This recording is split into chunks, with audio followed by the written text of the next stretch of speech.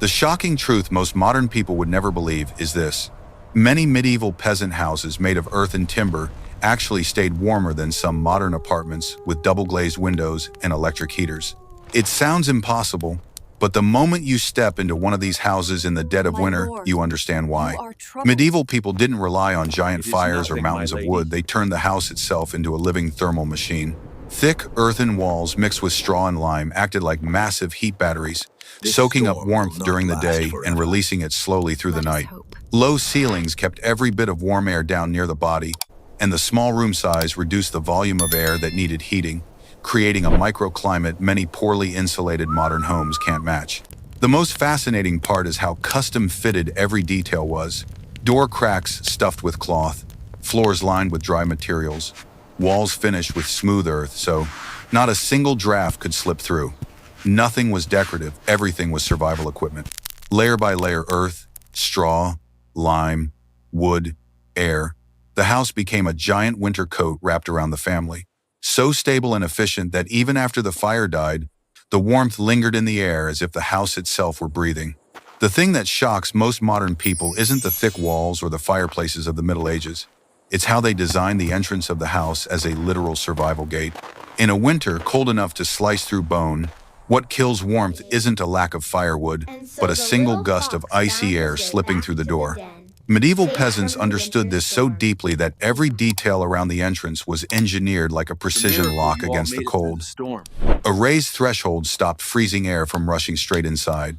A heavy curtain hung just behind the door acted as a flexible inner wall, and whenever conditions allowed, they added a small entry chamber, a simple but incredibly effective airlock, where cold air was trapped and weakened long before it reached the warm living space. The brilliance wasn't only in the architecture, it was in the habits. No one was allowed to keep the door open for more than a few seconds. No one slammed it shut, because a hard slam pushed warm air out in a wave. One careless moment could erase hours of stored heat. It was the combination of structure and discipline that created the home's first line of defense.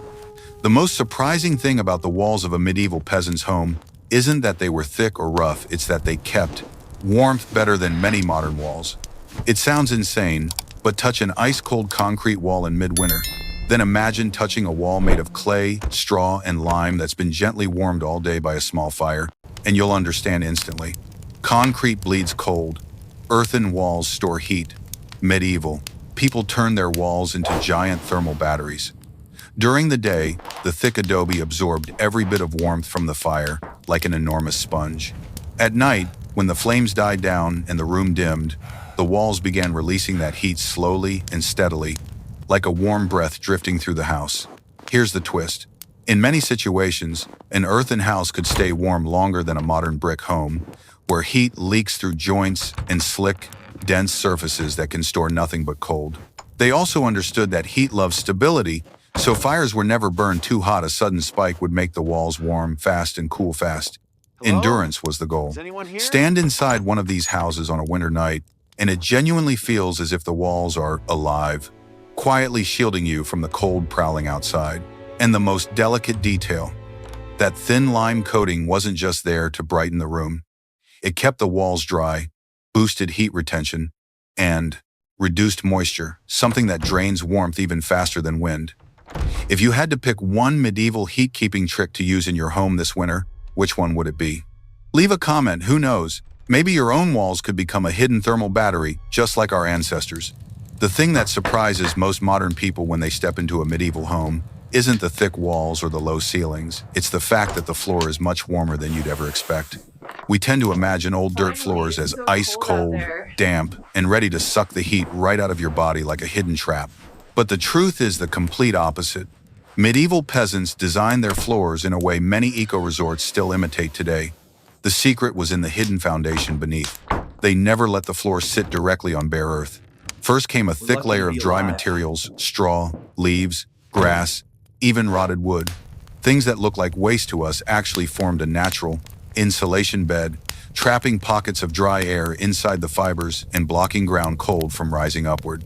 On top of that, they laid wooden planks or a tightly packed surface layer, lifting your feet just a few centimeters above the soil. But that tiny elevation made a massive difference. Walk into a house with a properly built medieval floor, and you'll feel it immediately. Your body heat stays with you instead of being drained into the ground. The most impressive part was how they controlled temperature zones. Sleeping areas had thicker, warmer floors, while workspaces near the door were intentionally left thinner so they'd take the cold hit instead of the rest of the house. They understood that cold feet were the beginning of an exhausting day, so the floor wasn't just something you walked on, it was a protective layer designed to safeguard the family's strength and warmth. The thing modern people often overlook is this. In a medieval home, fabric wasn't decoration, it was thermal technology, every bit as intentional as double-glazed windows today. A single heavy curtain hung in the wrong spot could make the whole house freeze. Placed in the right spot, it could turn a room into a quiet, warm chamber within minutes. Medieval families understood this so well that every piece of cloth wall hangings, window curtains, floor coverings was positioned exactly at the heat-saving gold point. Fabric worked on two fronts, blocking drafts and blocking radiant cold. Even thick earthen walls gave off a chill at night, and the wall hangings served as a second skin, trapping warm air and stopping it from slipping away. Window curtains were the most important defenders, lifted during the day to let moisture escape, then lowered all the way to the floor at night to stop cold air from cascading down along the glass and wooden frame. It was all executed with a kind of instinctive precision no one had to remind anyone. And the floor coverings weren't there to look pretty. They created small, warm islands that kept your feet from losing heat as you moved around the house, reducing fatigue and helping the whole body stay stable through the winter. The shocking secret no one can imagine until they've actually slept in a medieval house is this. The warmest place in the entire room isn't near the fire. It's up above, inside the loft beds wrapped tight like tiny wooden caves. It sounds almost mystical, but for medieval families, this was a heat-keeping technique so effective it felt like low-tech magic. A loft bed sat just a couple of handspans above the ground, yet that tiny lift was enough to escape the layer of freezing air that clung to the floor. At night, body heat and breath were trapped beneath thick curtains, turning the bed into a room within a room. Spend just a few minutes inside and you can hear the wind outside the walls, but it feels like you've stepped into another world entirely. Quieter, sealed off, and warmer than anywhere else in the house. What's fascinating is that medieval people didn't only sleep there. During the coldest hours of the day, they used the loft bed as a warm workspace, mending clothes, fixing tools, drying anything that needed to be ready by morning. That tiny pocket of space held on to nighttime warmth well into midday, as if time inside it moved slower and the cold couldn't find its way in. But the most brilliant trick was how they boosted the heat, placing warm stones or ceramic jars under the blankets, wrapped in thick cloth so they radiated warmth for hours. The feet, the part of the body that loses heat the fastest, were treated almost like a sacred ritual, because they knew cold feet could ruin an entire night of sleep. If you had the chance to spend just one night in a room like this, do you think you'd sleep deeply or lie awake worrying about the cold? Share your thoughts. Who knows? The warmth might feel completely different from what you expect. The thing that shocks most modern people when they look at a medieval roof isn't the fire, it's the smoke. What we see today as toxic, dangerous, something that must be removed immediately, they used as a complete survival tool. It sounds contradictory, but for medieval people, smoke didn't kill them. It saved the house, killed fungus, kept the place warm, and prevented mold in ways modern science is only now beginning to explain. In homes without chimneys, the fire burned directly on a clay hearth, and the smoke rose slowly and drifted under the roof. The wooden ceiling became coated with a thick layer of soot, as dark as leather, but that soot sealed cracks, blocked drafts, prevented moisture from seeping in, and created a kind of thermal membrane that kept warm air from escaping. Earthen walls and thatched roofs absorbed a huge amount of heat from the moving smoke, then released it throughout the night, keeping the house warm even after the embers had died. Smoke also had a role that feels almost mystical. It protected living materials. Wood that was slowly smoke-cured resisted insects, mold, and rot, allowing roofs to last for decades in cold, damp climates. And there's more smoke pulled moisture out of the air, keeping the house dry, cleaner, and less prone to illness. The thing that makes most modern people drop their jaws when they see a medieval fireplace isn't the fire itself. It's the moment the fire goes out, and the house stays warm for hours, even days. It feels like magic, But it's the true power of the massive stove, a thermal machine so precise it puts many modern systems to shame. One firing, 2 days of heat, Now, a literal ancient heat battery. Unlike flames Are that you roar sure and die about this, quickly, Eleanor? a massive stove built from brick, clay, and stone absorbed heat slowly, as if it were eating the fire from the inside. Each brick warmed up gradually, each clay layer stored energy so deeply that when the flames finally died, the stove Come on, entered dear, its it's most time for important bed. phase, releasing warmth gently, steadily, and for dozens of hours. Put your hand on the stove and it won't burn you, but you won't want to pull away either, because that calm, slow heat seeps into your skin like a quiet breath. And here's the paradox. In a freezing house, what keeps you warm isn't the fire burning right now, it's the memory of that fire locked inside the stove's walls. That's why nights became safer. Children slept peacefully, and elders no longer had to wake up again and again just to keep the fire alive. The thing that stuns modern people the most when studying medieval life isn't the building techniques or the heat-keeping tricks.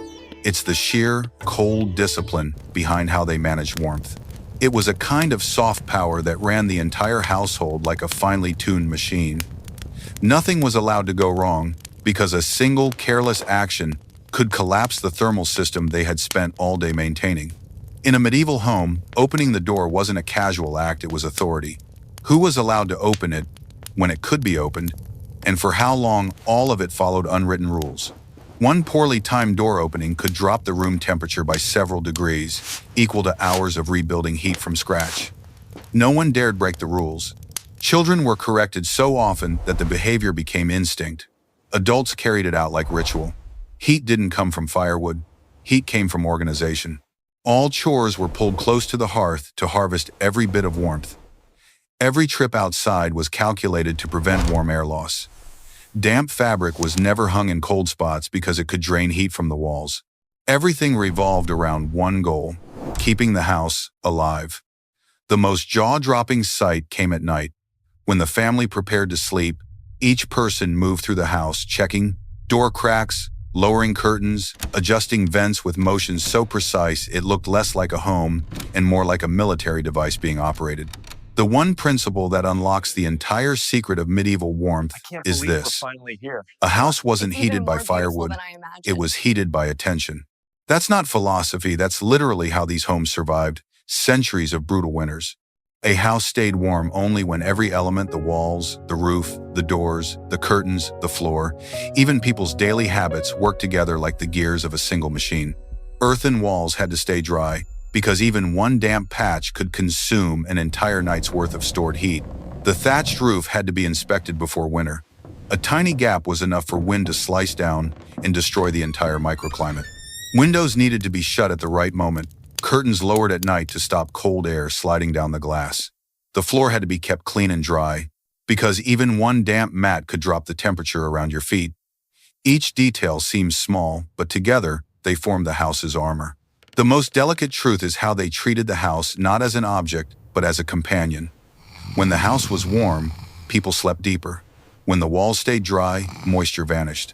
When the layers of curtains, fabric, stove, and doors all worked in sync, it felt as if the house itself was breathing, holding you close, shielding you from the freezing world outside. If you had to pick just one medieval trick to try tonight, would you choose dry walls, heavy curtains, or a warm floor? Leave a comment and tell me what you'd test first. And if you want more survival secrets history tried to bury, don't forget to subscribe. The next stories are even more unbelievable.